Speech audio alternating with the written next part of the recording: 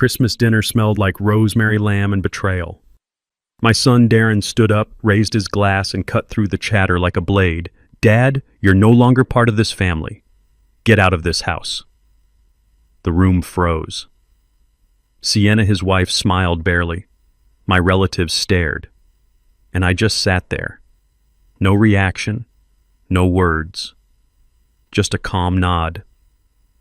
I slid an envelope across the table. "Here's your gift, son." He opened it and screamed. The table was silent, stunned. That was the sound of my revenge. Just beginning. Before we continue, please like and subscribe to the channel and tell me in the comments where you are listening from today.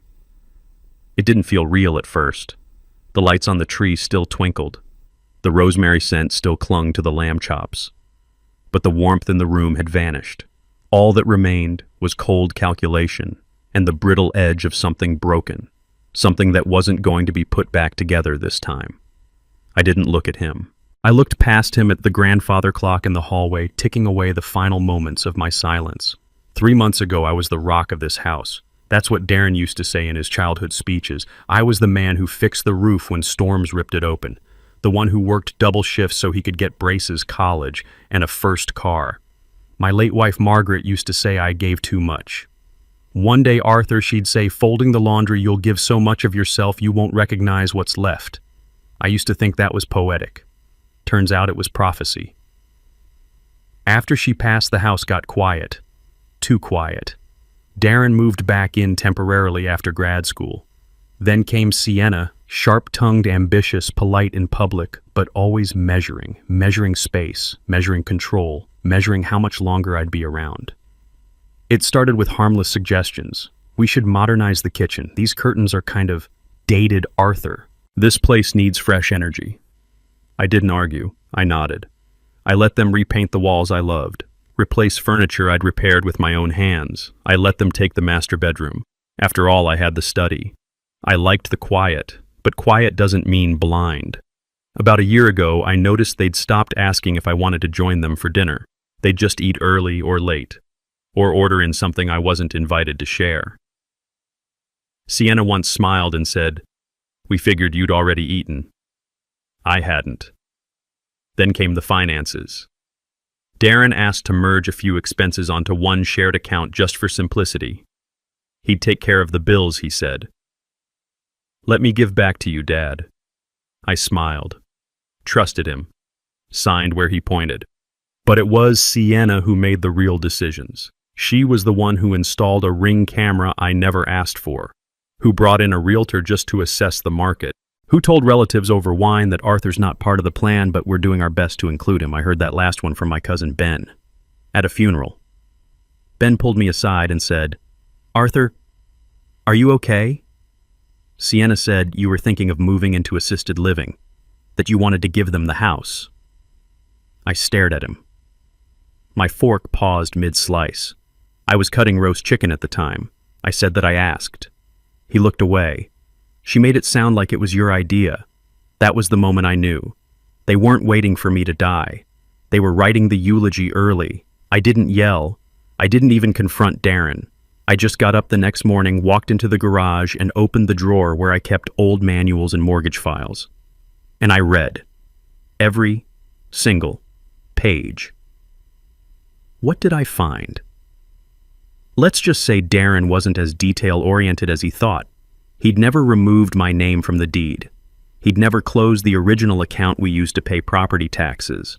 And most interestingly of all, he'd never changed the title on the 401k savings account I'd opened for emergencies. I'd opened that account when Margaret was first diagnosed. I never touched it.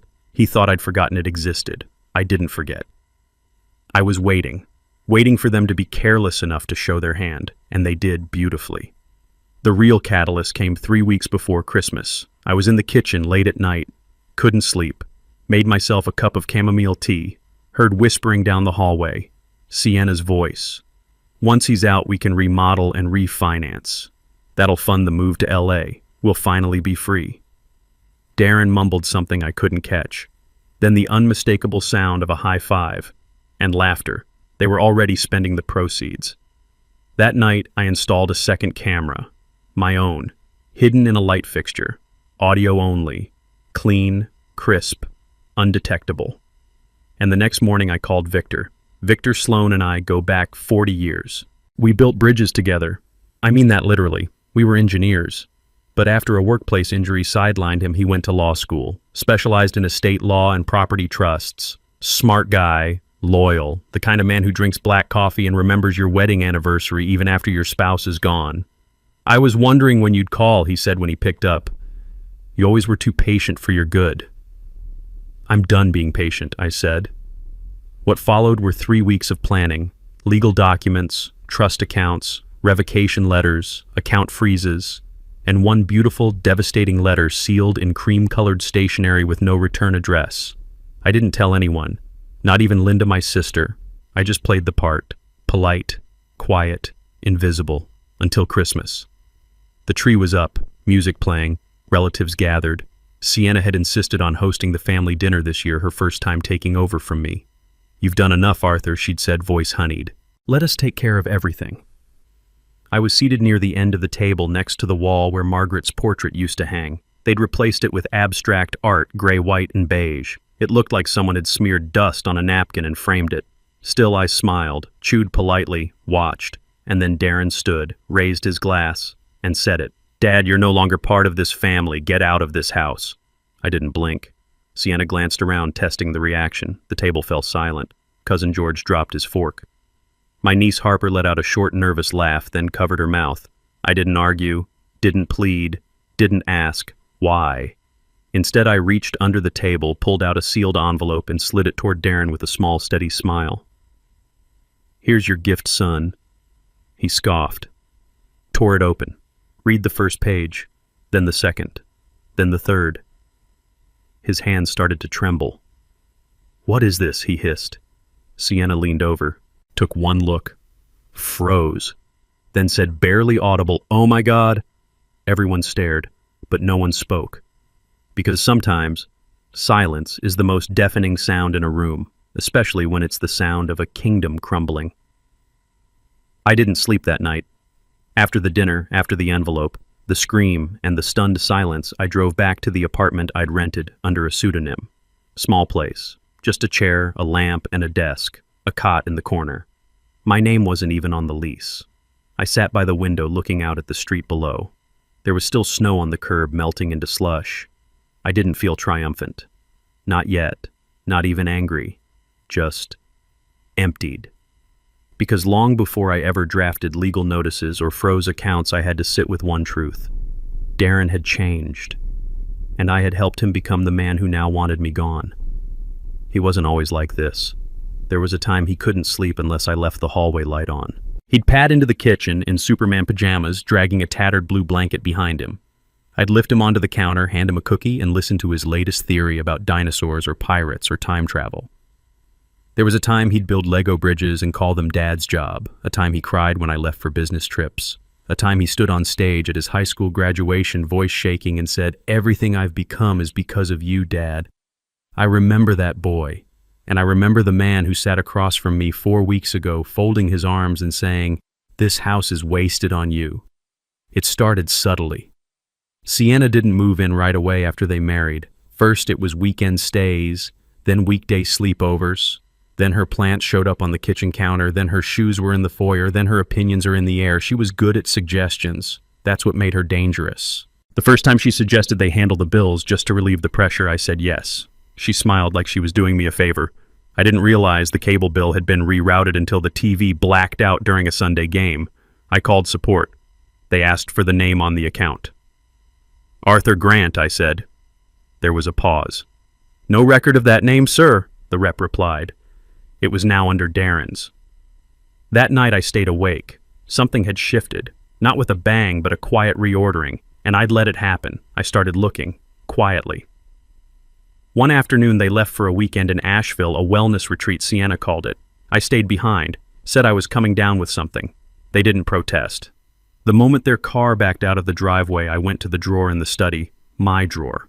Buried under warranty manuals and old birthday cards was a thin folder marked Mortgage 2001. I spread everything out on the dining table. The same table where Darren had built his science fair volcano. The same table where we'd carved pumpkins. Now it was a war room. Step 1. Paper trail. I found the original deed. My name, Arthur James Grant, sole owner. But beside it, a refinance document I didn't recognize. Darren's name had been added 5 years ago during the time I was in and out of the hospital with my sciatica. I scanned the signature. It looked like mine, but I didn't remember signing it. I kept going, found joint bank statements. Dozens of small withdrawals, $49.99, $129.45, a $600 charge to something called Clever Nest Interiors. One line item read, Pet Psychic Consultation. I laughed, bitterly. They were using my savings to consult with someone who reads cats. Then I found it. An online banking profile was still logged in on Darren's old laptop. He was careless. They'd created a house account meant for shared expenses. But in reality, it was a siphon. I saw it all. Transfers to personal Venmo accounts. Payments for spa days. A $2,700 charge to a luxury rug boutique. All from my funds. I took photos of every screen, every document, printed what I could, stored them in a fireproof folder. My hands shook when I zipped it shut. It wasn't about the money, it was about the narrative they were writing without me. Step 2. Recording. A week later, I installed a tiny audio recorder inside the recessed light fixture in the kitchen ceiling. It activated on sound, stored everything in encrypted files. I tested it myself, whispered lines, clapped, even coughed. It worked. And then I waited. They were careless with their cruelty. People like that usually are. First recording, November 28th, 10:37 p.m. Sienna. Once he's out, we tear down that wall. Open floor plan, maybe extend the deck. Darren. Do we even need his consent, Sienna? The man's almost 70. We'll say it's for his safety. Second recording, December 5th, 11:12 p.m. Sienna. He's still breathing down my neck about that dumb mailbox. Darren. He loves that thing. Painted it with Mom. Sienna. Then maybe he should go live in it. They laughed. I didn't. Step 3. The will. Victor and I met at a diner out by Route 19. He ordered black coffee. I brought a briefcase full of printouts.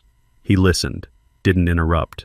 When I finished, he said, "Do you want them out, or do you want them undone?" "Both," I said. So we started. We rewrote my will. Everything to a local nonprofit literacy foundation. We closed old accounts, froze access. We created a property trust, putting the house in a new structure only I controlled. And we drafted a legal eviction notice time-stamped to Christmas Day. Victor reviewed each document twice. His red pen danced over the margins. "You sure about this?" he asked. I didn't answer right away. I looked out the window. A boy walked by holding his father's hand. The father leaned down to say something, maybe a joke. The boy laughed so hard his steps bounced. I remembered walking like that with Darren. He used to think my arms were strong enough to carry the world. I turned back to Victor. I was sure when I heard my son ask if I was legally competent to own property. Victor nodded. "Then let's cut the line, clean and sharp." Back at the house, I kept playing the role. Quiet, polite, obsolete. But every time I walked past the kitchen, I looked up at that light fixture, and I smiled. Because while they were plotting their future, I was recording their downfall. I first heard about the Christmas dinner from Linda, my sister. "Arthur," she said over the phone, trying to sound casual, "I heard Sienna's planning something big for Christmas Eve. She's inviting the whole family. Aunts, cousins, even the bakers from across the street." I blinked, letting that sink in. "Really," I said, stirring the tea I wasn't going to drink. "Funny, I live in that house. No one mentioned it to me." There was a pause on the line. I could hear Linda's breathing, unsure whether to continue, but she did. She also told Aunt Joyce that you've been confused lately, that you've been forgetting things, that you might be ready for assisted living. I didn't answer, because I wasn't shocked. I was prepared. They were finally going to do it. The performance. Everything they'd plotted behind closed doors, now it was going public. And they'd chosen Christmas Eve of all days. How poetic. Sienna was smart. She understood optics. A room full of extended family, holiday cheer, and emotional language. Dad's not himself anymore. We're just looking out for his safety. He's holding on to things he can't manage. They weren't just trying to push me out. They wanted the audience to clap while they did it. But the one thing they forgot, I built that house. And I knew every inch of it, every secret drawer, every echo, every line of the foundation. So if they wanted to set the stage, fine. Let them. I'd give them the lights, the guests, the timing. But I'd write the final scene. I spent the next 2 days in what I now call the war room, my apartment. I laid out everything. The folder was full, nearly bursting now. The bank statements with Darren's spending trail. The audio files meticulously transcribed and labeled by time and date. The screenshots of Venmo transfers between Sienna and her sister with messages like, "when he's finally gone." The property trust documentation that removed Darren's legal claim on the house. The eviction notice dated December 25th, printed on ivory legal-grade paper. I didn't sleep. I sharpened. Victor called to check in. Still on track. Yes. Good. Just remember they'll try to spin this. I'm not worried about spin, I said. I have receipts, and the room will see them. He paused. Arthur, this isn't just legal. This is personal. Are you sure you want to go through with it like this? I didn't write the first line of this story, I said. But I'm damn sure writing the last. December 20th. I returned to the house with a bottle of scotch and a story about wanting to make peace before Christmas. Darren played the part, awkward smile, stiff hug. Sienna barely looked up from her laptop, but she offered me a plate of reheated pasta. Progress. Excited for the big dinner, I asked, feigning casual interest. Sienna tilted her head. Who told you I smiled? Linda mentioned something. Big crowd. She shrugged. Not too big, just family. Thought we'd do something nice. You know, since everything's been tense. I nodded. I think it's a lovely idea, I said. And she smiled, so sure of her control. I spent the next 2 nights moving carefully, quietly. When Darren was out and Sienna was in the bath, I slipped into the study and switched the framed photo of them on the bookshelf with a folder identical to mine. A decoy, a red herring. Mine, the real one, was hidden beneath the baseboard in the guest room closet. There was a loose panel Margaret and I had installed years ago, just big enough to tuck in emergency cash or documents. Fitting, I thought, that the final blow would be delivered from the one room in the house they never used, because it held nothing Instagram-worthy. December 24th. Christmas Eve. The house was alive with activity. String lights twinkled. A candle with notes of cinnamon and pine burned on the entry table. Platters of food appeared in waves, stuffed mushrooms, honey ham that rosemary lamb Sienna insisted on serving each year. The table was long and white, draped in linen. My wife's china was set out like ceremonial relics, but the warmth was gone. It was just props now. I watched the guests trickle in. Aunt Joyce, Cousin Tom, and his wife Bernice.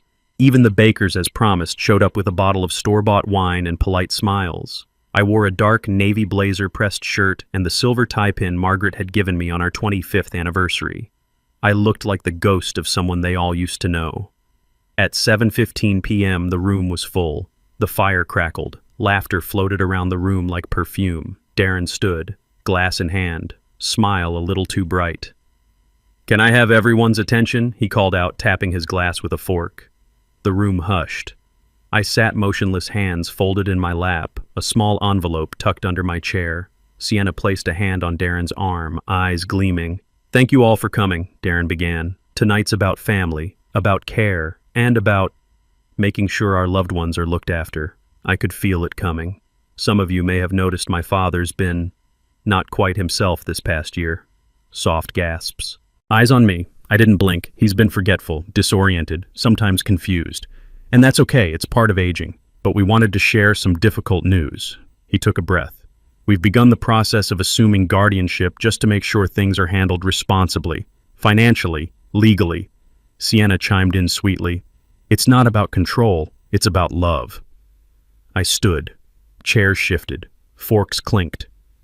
Before you finish that toast, I said I'd like to offer a gift of my own. I reached under the chair and pulled out the envelope. Sienna's smile faltered. Darren raised an eyebrow. I stepped forward, laying the envelope on the table between the rosemary lamb and the holiday centerpiece. He picked it up, opened it, and froze. Sienna leaned in, read, and went pale. It was the eviction notice on top, followed by the trust papers, then the itemized list of misused funds, and finally, the transcript. Complete. Word for word. Every conversation they thought was behind closed doors. The guests murmured. Joyce stood up. "What is this?" Darren tried to speak. Couldn't.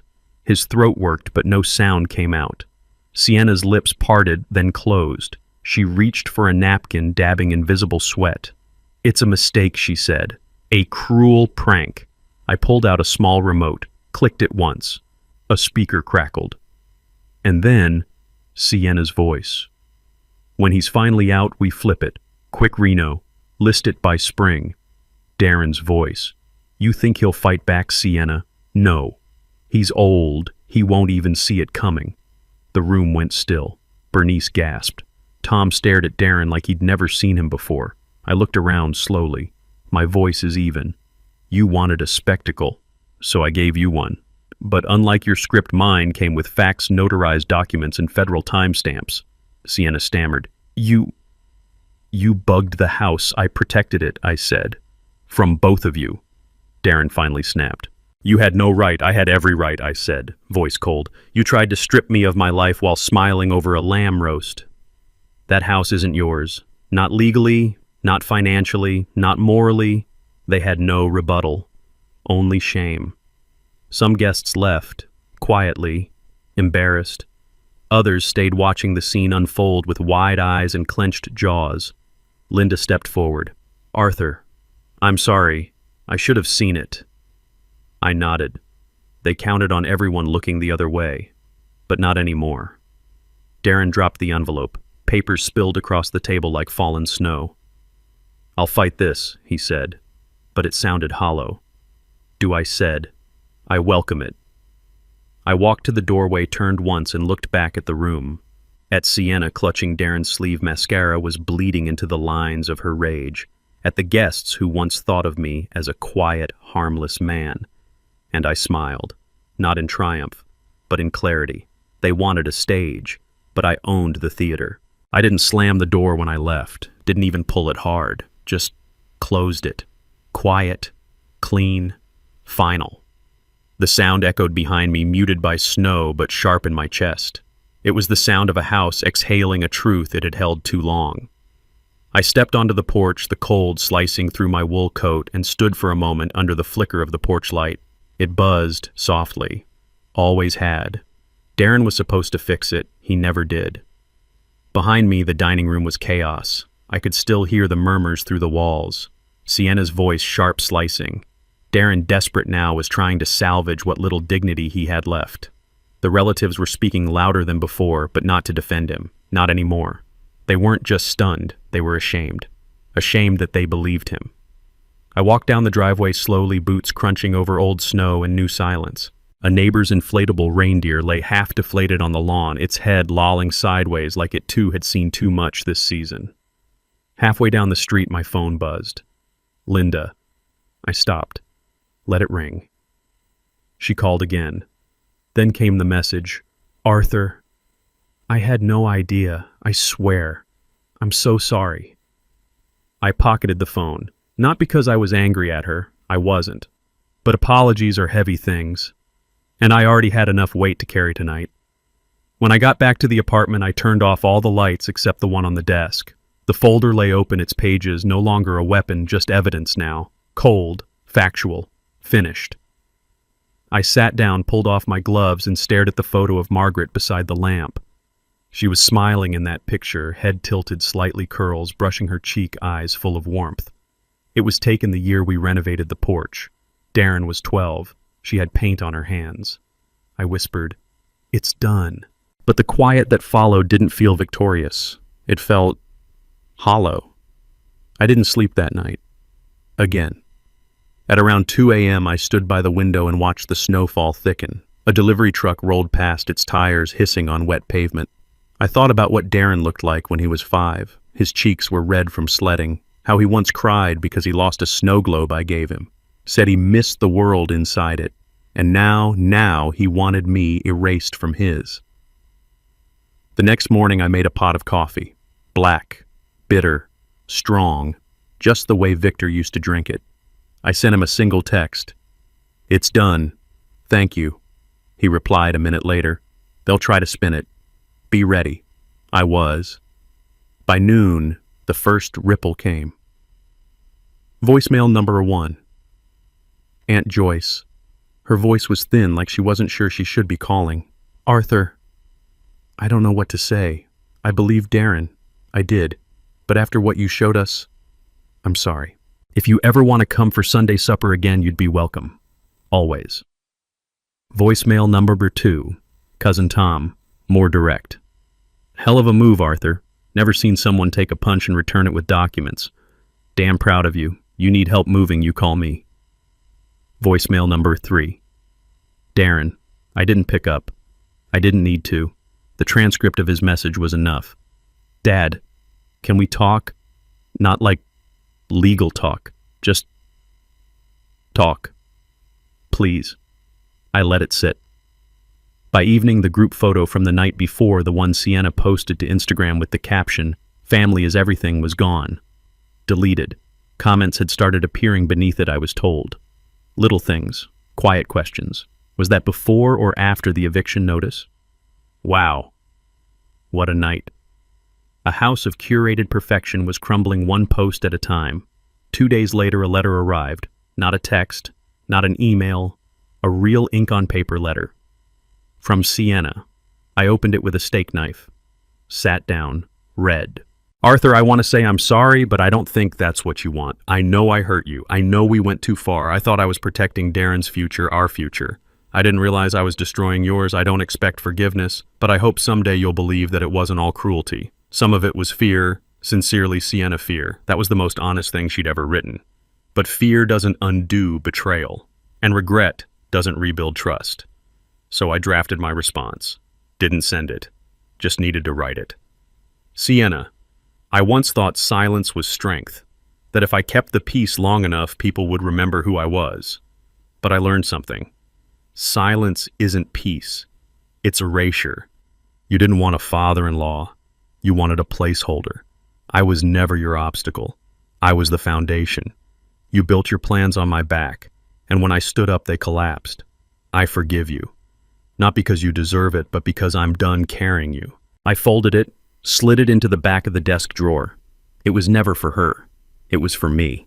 That Friday, I met Victor for lunch. He brought a bottle of Glenfiddich and a crooked grin. "Well," he said, "settling into the booth, you made local gossip, my friend." "Oh, ran into a guy from Rotary. He said, 'You hear what Arthur Grant pulled on Christmas Eve?' I said no, but I bet it was elegant." We laughed. It felt real. Victor leaned back. "You thinking about keeping the house?" I shook my head. I thought I would. But it's not mine anymore. Not really. Every corner's got echoes I don't want to chase. Then I looked out the window at the busy street. I sell it. Quietly. To someone who wants to build, not erase. And that's exactly what I did. 3 weeks later, the papers were signed, the title transferred, the bank account closed, the balance moved, clean, precise, final.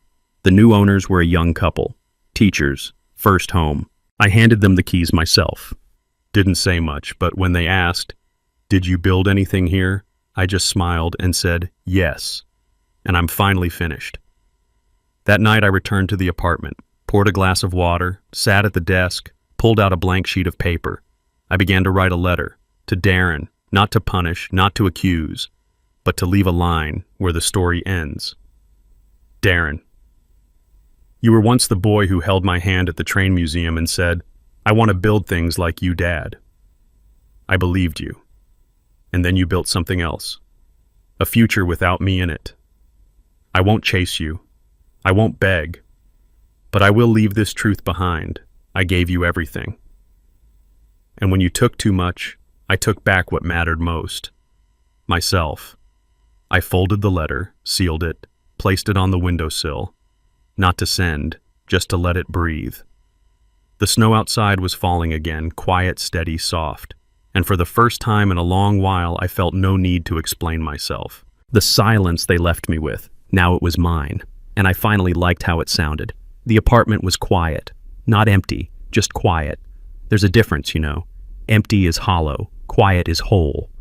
And after all the noise of that Christmas, after the slammed doors and the frozen accounts and the stares from people who suddenly remembered who I was, quiet was the best gift I'd had in years. I unpacked slowly, one box at a time. No rush. I had nowhere to be. No one is calling my name. And I liked it that way. The apartment was small, 2 rooms, 1 window, hardwood floors that creaked when I turned too quickly. But the best part, the part that sold me, was the desk. Old oak, worn corners, a brass drawer pull shaped like a lion's head. Reminded me of the one Margaret had in her studio back when she still painted.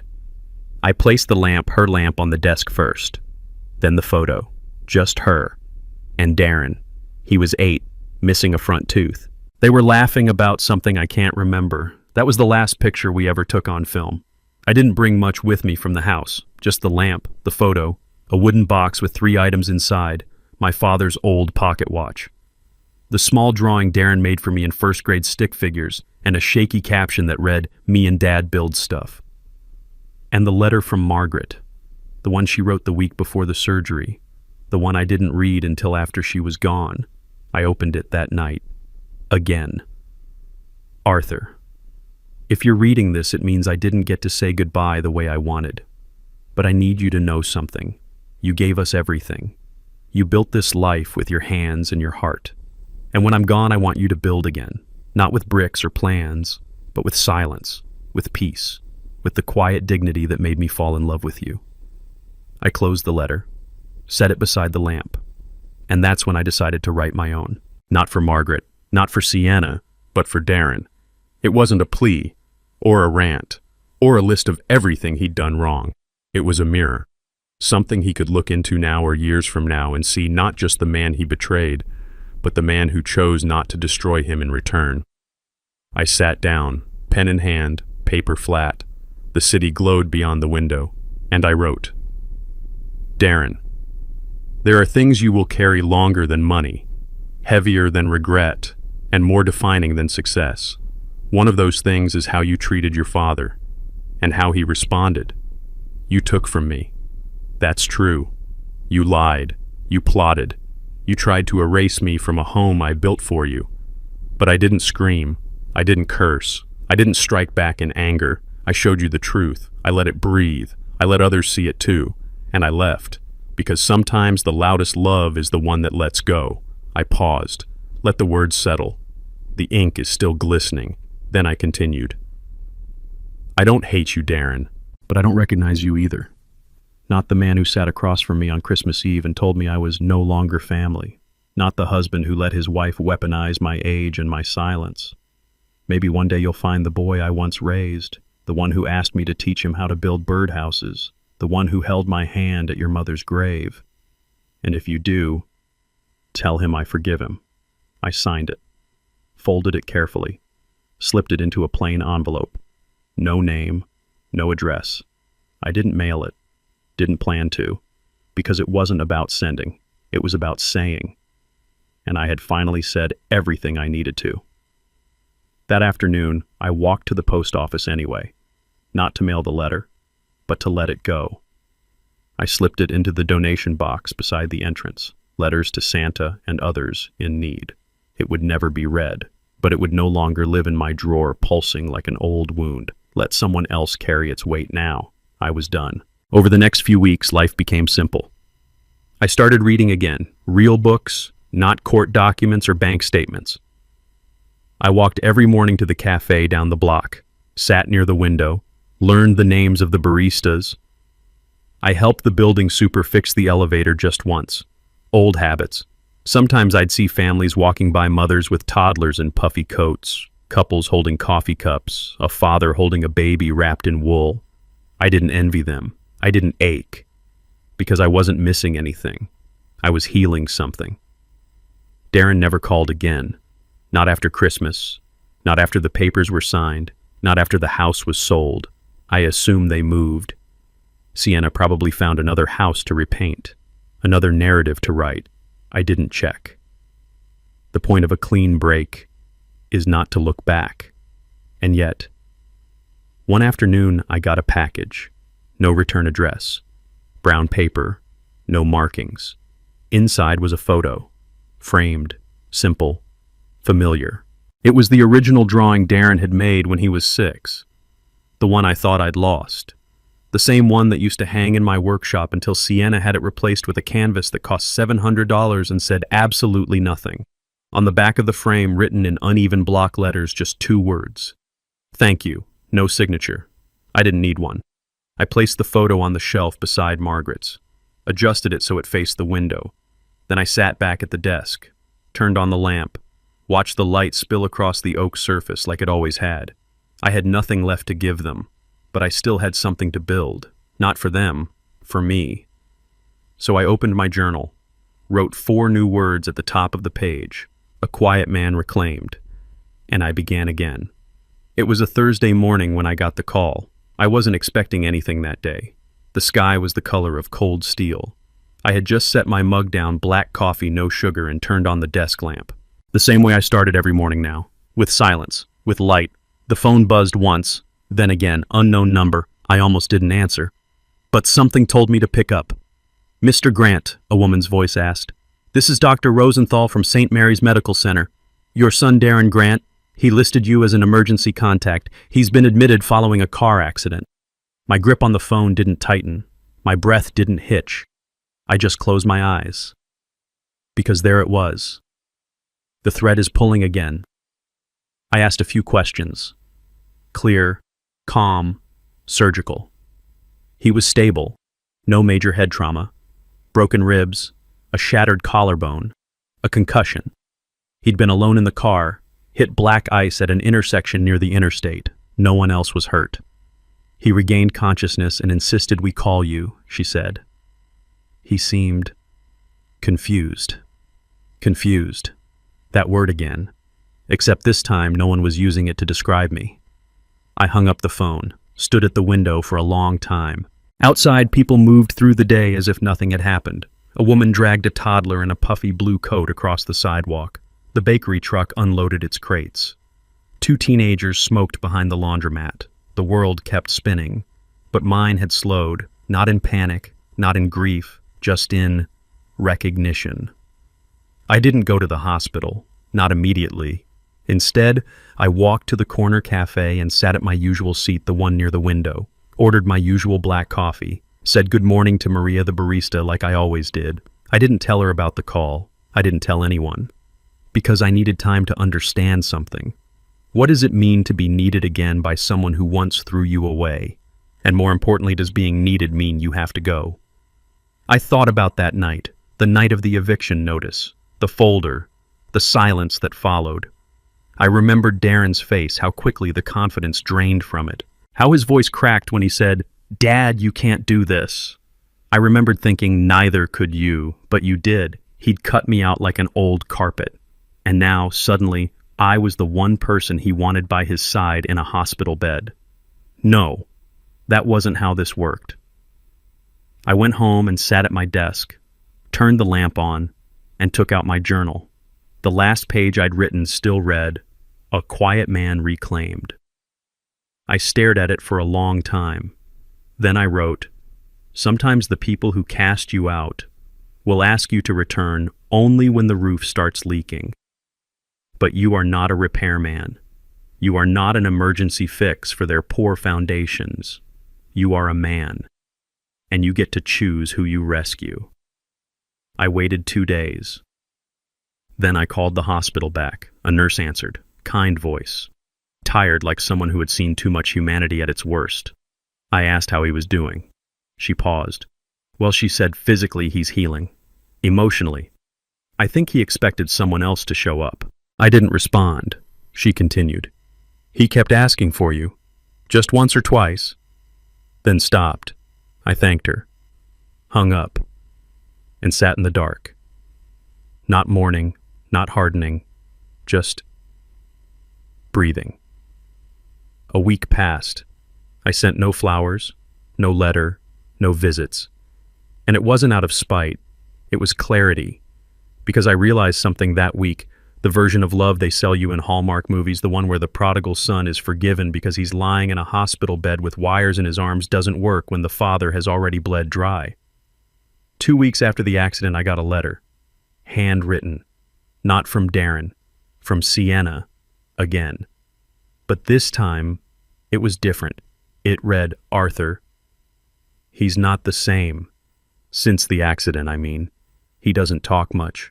Doesn't argue. He just stares out the window. I don't know if you're waiting for him to apologize. I don't know if you even care anymore. But I do know this, he's broken. And part of me wonders if that's the version of him you always feared would emerge. I'm not asking for anything. I just thought you should know. That letter sat on my table for a full day. I didn't cry, didn't rage, I just stared at it, like he stared out that hospital window. Because even now, Sienna didn't understand. The version of him I feared was not the broken one. It was the one who could break others without blinking. And I had already met him. 2 more weeks passed. Spring was nudging its way into the city. The air was still cold, but the snow had thinned. Pigeons returned to the ledge outside my window. Kids were playing with chalk again. And still, no call. Not from Darren. Not from anyone. And that was the moment I finally understood what Margaret meant. She wrote build again not with bricks or plans, but with silence. With peace. The silence now wasn't punishment, it was space. For me. So I wrote one final note. Not to Darren. To myself. He didn't ask you to forgive. He didn't ask you to stay. He asked you to come when he was scared. And maybe that's enough for some men, but not for you. You are a man who has shown up his whole life, and now you get to show up for yourself. I lit a single candle that night, set it beside the lamp, drank 1 glass of wine, the same wine Margaret used to love.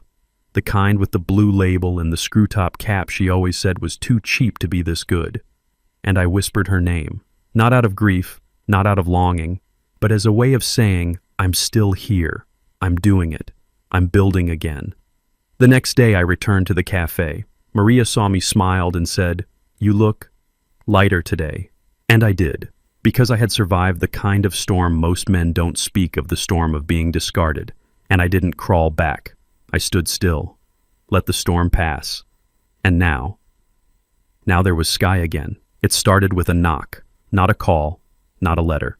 Just a soft knock on the door of my apartment just before dusk. I wasn't expecting anyone. I rarely did anymore. The hallway outside had the familiar scent of old linoleum and floor polish.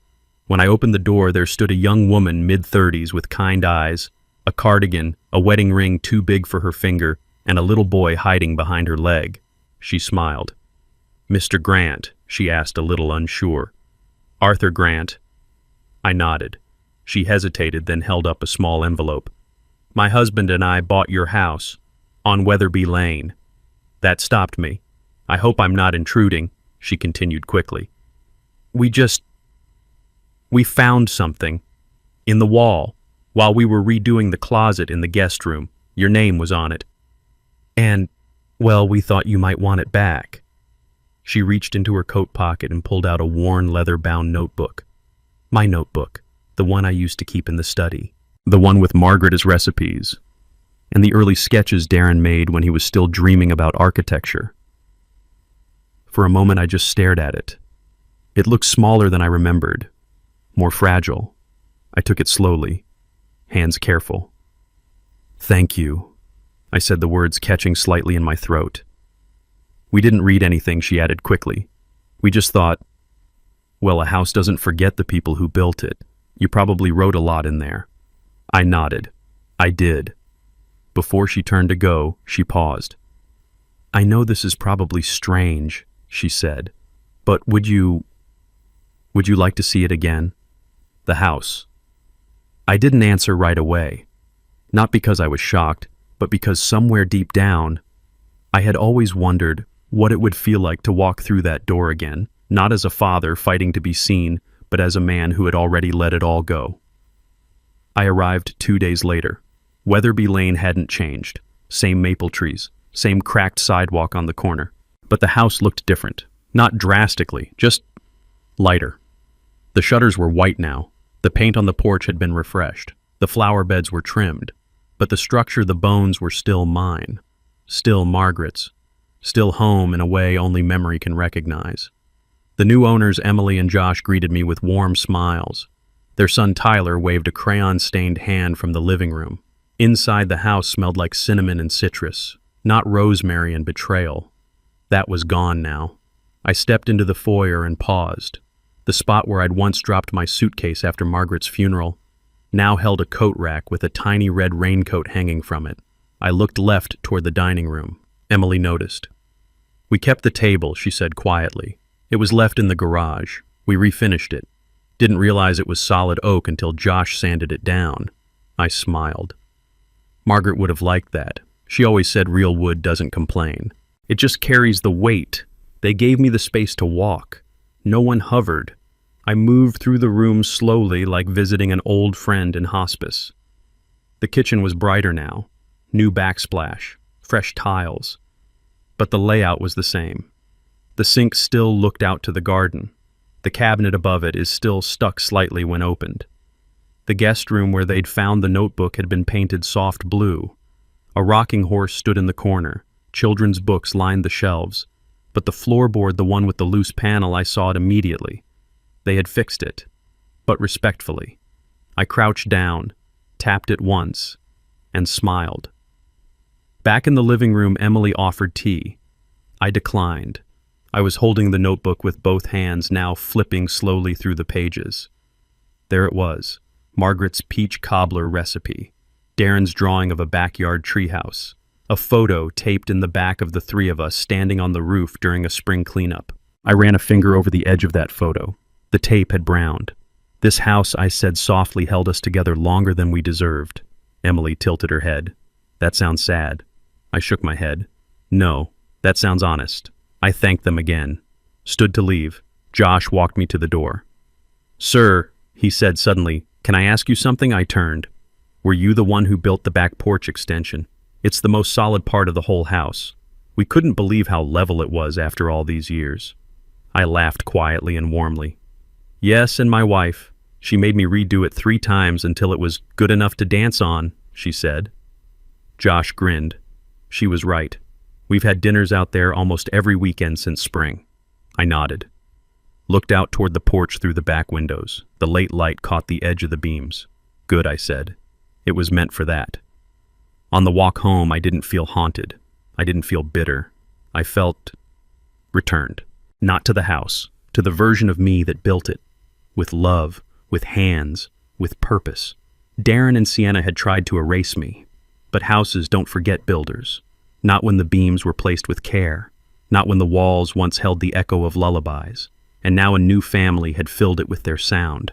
That was the justice I hadn't expected. Not revenge, but replacement. Of cold with warmth. Of deception with laughter. Of shadows with light. Back at the apartment, I placed the notebook on the desk beside the lamp. I opened to the back page and wrote a single sentence. "The house no longer remembers the betrayal. It remembers the music." I turned off the light, sat in the dark. But the dark no longer felt like erasure. It felt like rest. It was a Thursday when he showed up. I remember because it was the one day the park stayed quiet.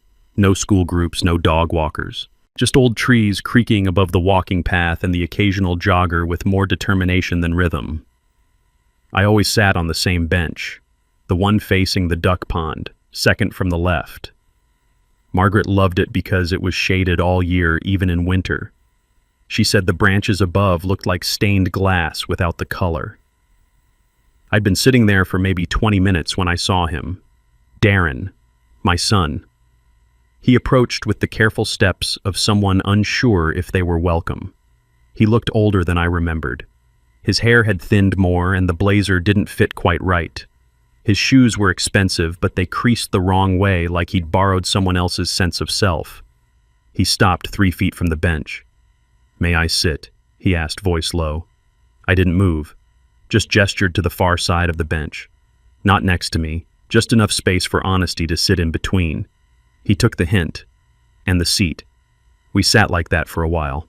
2 men sharing blood and silence. I let him be the one to break it.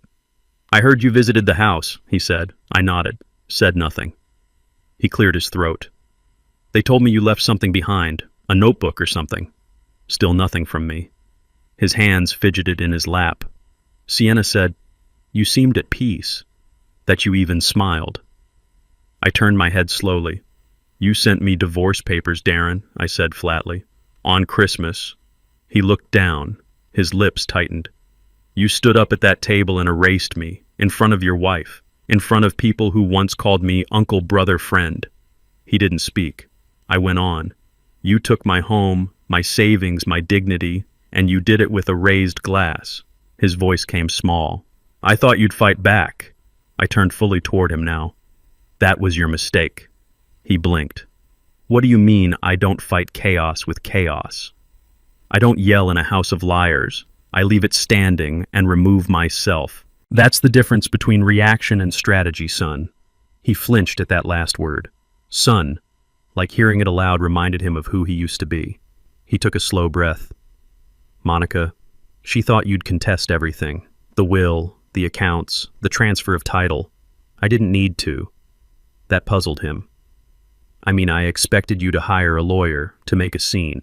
We were ready for a lawsuit, and that would have given you what you wanted, my energy, my attention, my desperation. I shook my head. No. I gave you something worse. His brow furrowed.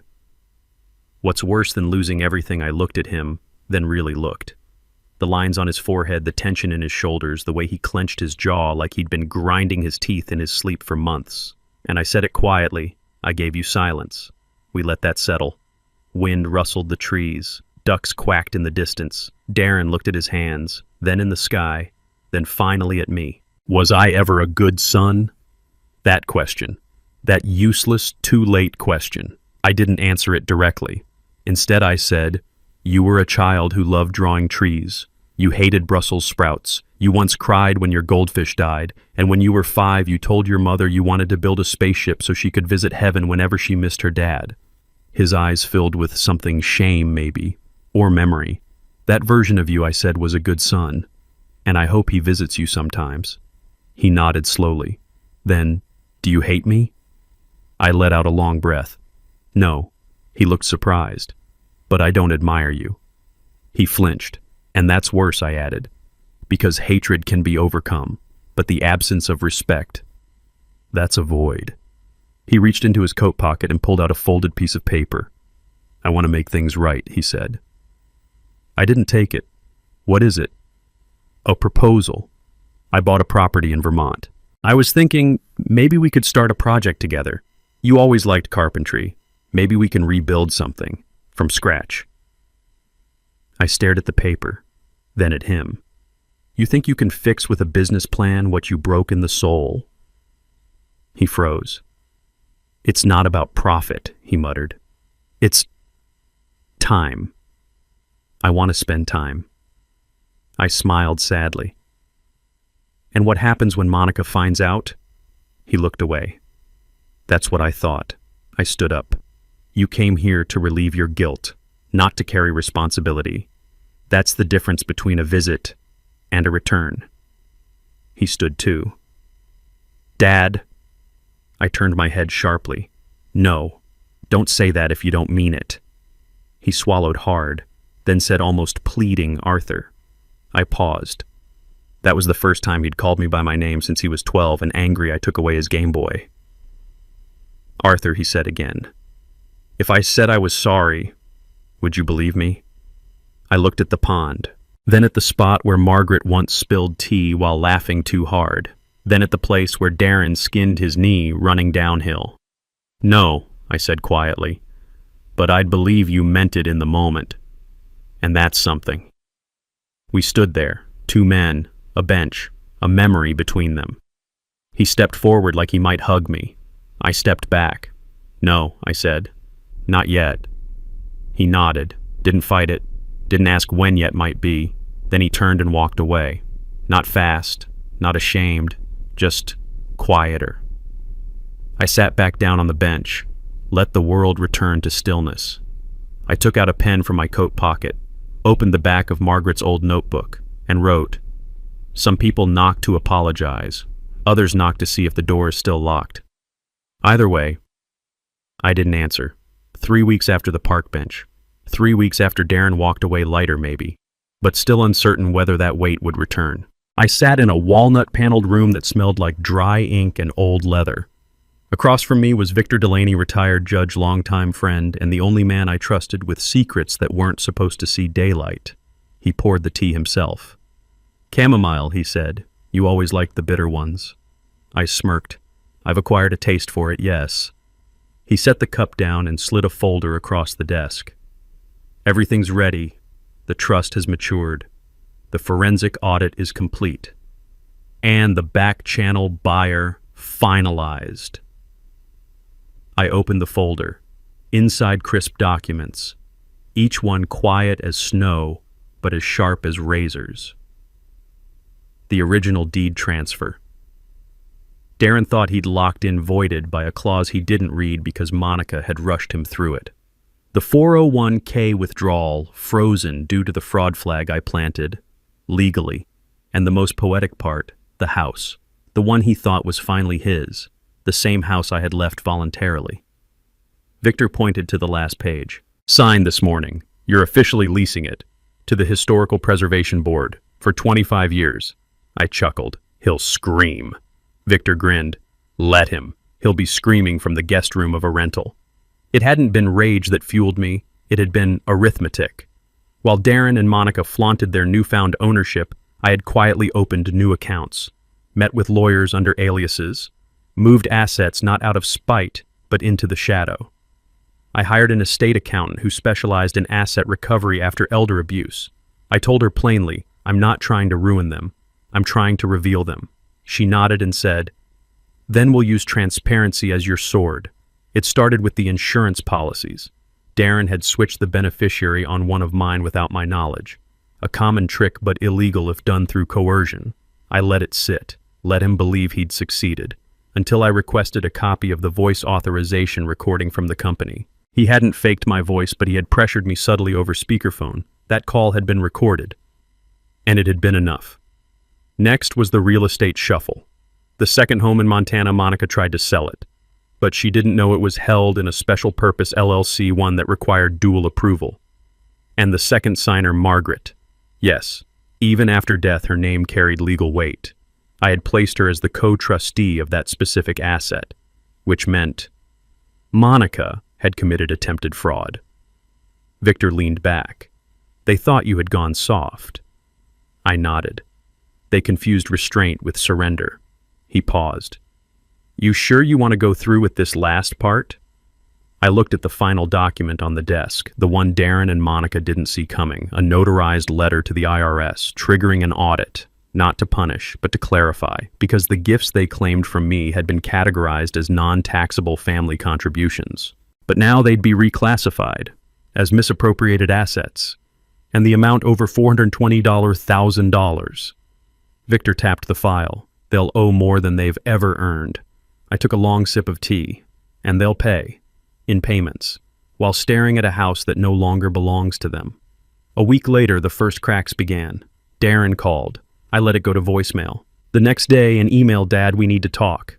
Then another, "I think there's been a misunderstanding with the deed paperwork." Then finally, Monica's freaking out. "I didn't know about the IRS. Can we please meet?" I responded only once. A short email. Subject line, clarity. Body. Everything that's happening is legal. Everything that's happening is fair. And everything that's happening is happening because I finally chose silence over sacrifice. I loved you more than you ever deserved, and I forgive you. But forgiveness is not a door. It's a boundary. Arthur Victor said I could sue them. Said we had enough for a civil case. But I declined. No headlines. No spectacle. Just systems. Let the quiet hand of consequence take over. Monica moved out first. Her family didn't approve of being audited. Then Darren took a leave of absence from work. I heard he tried to cash in a pension early. Denied. Flagged. Investigated. It was never revenge. It was rebalancing. letting the weight of their choices tip the scale without me ever needing to touch it. One day, months later, I walked by my old house. It had been restored now. The preservation board had added a plaque to the fence, Grant Home Est. 1978. I stood there for a moment. A neighbor walked by. "You the man who built this place?" she asked. I nodded. "Beautiful bones," she said. I smiled. "Built to last," I replied. Then I turned and walked away, not because I was erased, but because I had become something stronger than a name on a deed. I had become undeniable. I never moved back into the house, even after Darren and Monica packed their things, even after the final notice from the IRS arrived in their mailbox, even after the last vestige of their entitlement cracked and fell like plaster from a water-damaged ceiling. I didn't return. I kept my small apartment above the bookstore. 3 rooms, 1 for sleeping, 1 for reading, 1 for nothing at all. The quietest room in the house. There's a kind of peace that doesn't arrive until every noise has been stripped from your life, noise in the form of expectation, noise in the form of roles you've been forced to play for too long. Father, provider, peacemaker. I am none of those now. I am simply Arthur Grant, a man who once allowed betrayal to bloom beneath his roof, a man who once believed that love given long enough could become a contract. I was wrong. The mailbox filled up for a while. Letters from Darren, some angry, some desperate. One simply said, "I miss you." I didn't reply, not out of cruelty, but because I finally understood that silence is not always the absence of love. Sometimes it's the most loving thing you can give someone who needs to sit in the stillness of their own choices. Victor visited one afternoon. We sat on the back porch of the bookstore, the sun bleeding through the last of winter's chill. "You ever think of leaving the city?" he asked. I shook my head. "No need. You're not lonely." I looked around, at the trees, the pages, the sky. "No," I said. "For the first time I'm in good company." He smiled, left a bottle of whiskey on the porch rail, said nothing else. That's the kind of friend Victor is. He knows when the story is done and when it just needs a period, not applause. I spent more time at the library, volunteering, cataloging, fixing what was broken. There was an old boy who came in every Thursday whose name was Eli. 11, quiet, carried around a backpack that looked heavier than he did. One day he sat next to me and asked, "Why do people lie?" I looked up. He wasn't reading, just holding a book upside down. I said, "Because they're afraid of losing something." He nodded slowly, then whispered, "I wish my dad wasn't afraid of me." That night I walked home and cried, not because of Darren, not anymore, but because somewhere in this world, another boy was growing up learning that betrayal can look like silence, and hoping someone would tell him otherwise. Weeks passed, then months, then a letter arrived, not from Darren, from Monica, typed, formal, cold. Per our understanding, I am requesting the return of personal items left in the Grant residence. I didn't respond. Instead, I mailed the key to the preservation board. Let them handle it. Some things no longer belong to me, not even as memories.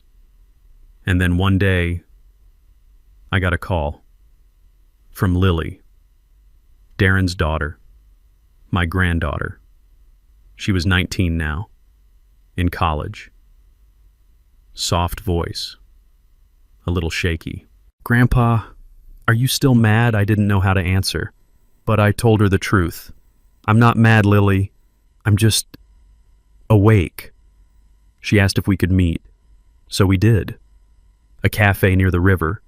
She wore a navy coat 2 sizes too big, probably thrifted. She had her mother's cheekbones, but not her eyes. Her eyes were Margaret's. We didn't talk about Darren. We talked about books, about her classes, about how she used to remember my voice reading bedtime stories from the hallway. I asked her, "Why now?" She stirred her tea. "Because I found something Mom threw away. A card. From you. Years ago." I blinked. What did it say? She reached into her coat pocket, pulled out a yellowing note. folded, faded, but still intact. She read aloud. When people fail, you remember you are still whole. You were never their missing piece to begin with. She looked at me, eyes full. I think I'm ready to stop being angry at people who forgot how to love. I smiled. You just made your grandfather very proud. We didn't rebuild what had been broken with Darren. We didn't pretend. That's the thing about real healing. It doesn't need declarations, just choices.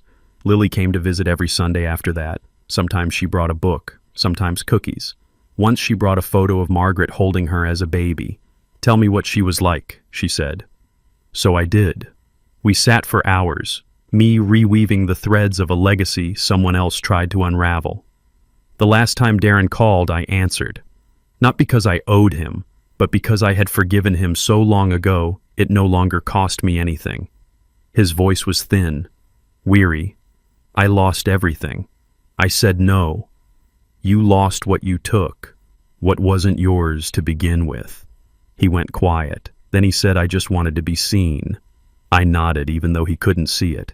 And you were. You just didn't like the reflection. He asked, is it too late? I didn't answer that. Instead, I said, be good to your daughter.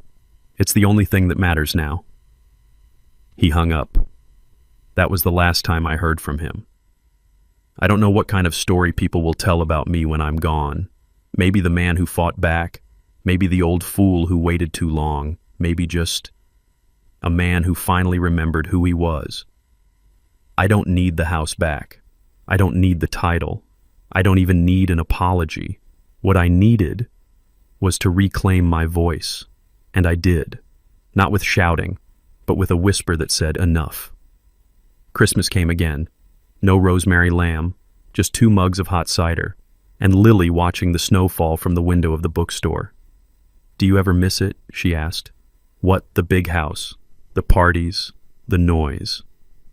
I looked at her, at the peace in her eyes, at the legacy she was choosing to inherit, not through blood, but through presence. No, I said. I have everything I need right here. And in the quietest room of my life, I finally heard it. Not revenge, not regret, but the sound of peace. And it was louder than anything Darren had ever screamed. Thank you for joining me on this journey. If you like this story, please like this video, subscribe to the channel, and share your impressions of this story in the comments. To listen to the next story, click on the playlist now showing on screen.